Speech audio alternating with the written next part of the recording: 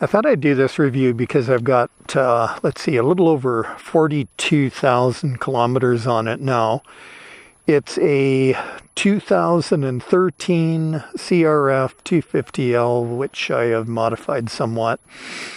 I just wanted to let you know how this bike has been for me, and I'll tell you, it hasn't disappointed in any way at all.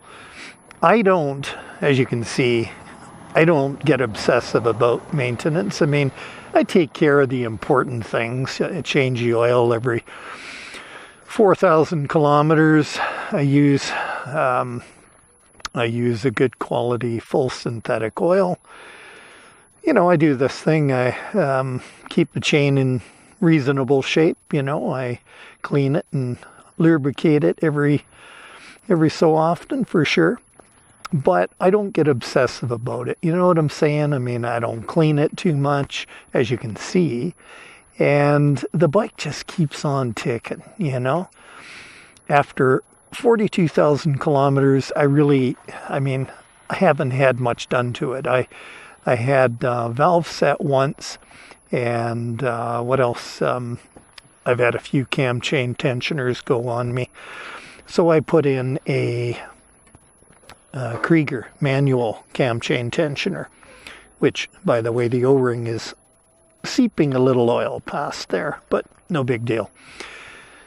I have never had the fork seals replaced. I use a seal mate tool to clean them every now and again if they get a little leaky.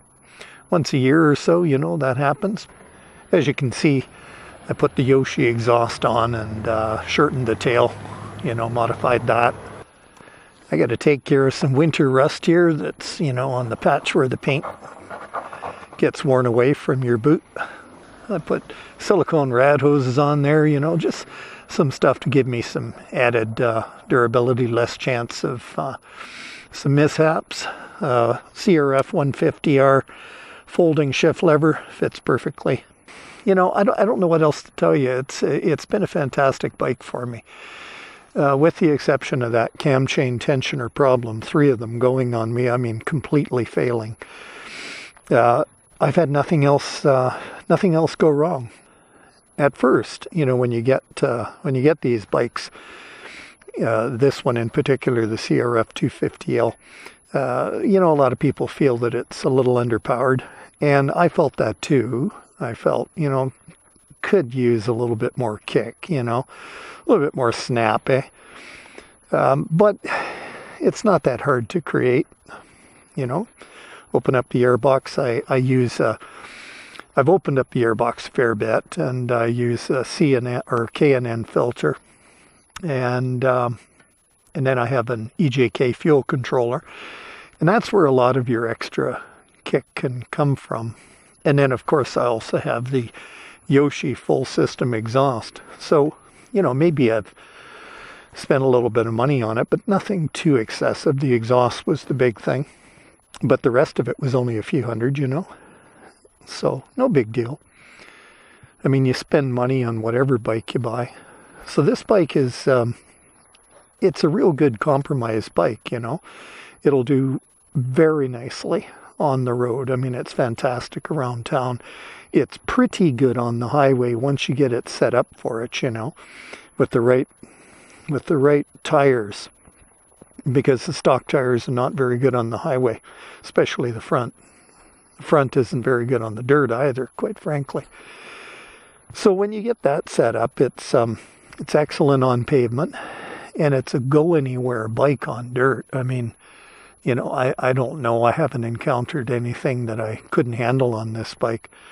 The bike is far better than me, I'll tell you that. I'm no enduro rider. I'm no expert, that's for sure.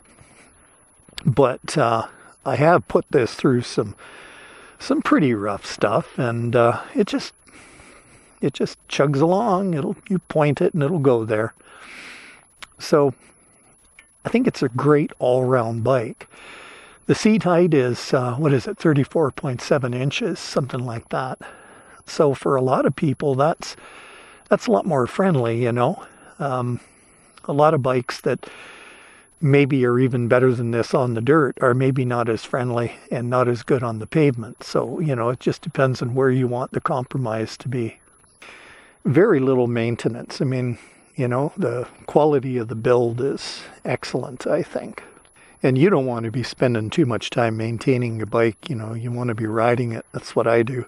I ride it. I ride it a lot.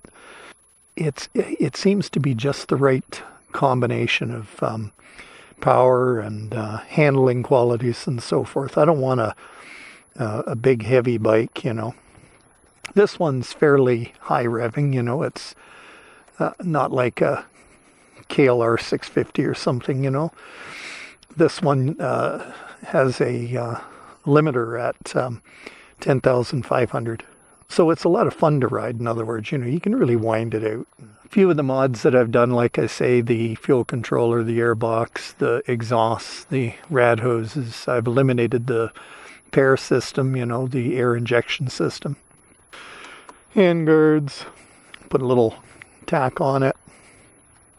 Heated grips, got an X-ring chain, sprockets. I use 1442. That's the combination I like, because once you get the bike's performance up just a tad, then it's got the power to push that gearing, you know, in some heavy off-road stuff. And so it has a lot of grunt down low. Yeah, you're not searching for a gear that you can use, you know, if you're going up some steep stuff and rough stuff, and, you know, you can do it in second, no problem, whereas in stock form, probably not. I like the bike, and, you know, if you have areas around where you live, you know, where you got this, and you like nature, a dual sport is the way to go. The dual sport is just fantastic because, I mean, you can just take it anywhere, right? Get some joy going up in the hills here. That's the thing you can't do on a road bike. Total different world of riding, that's for sure. Anyway, I'll leave you with that. So what have I got? 42,121 kilometers. There it is there. Yeah. Pretty good, you know. For really not doing much with it. Oh yeah, the other thing that I did was, of course, as you can see, the service tank. That is a fantastic thing to do, I tell you, because otherwise your range is kind of limited, especially when you play around with fueling. So,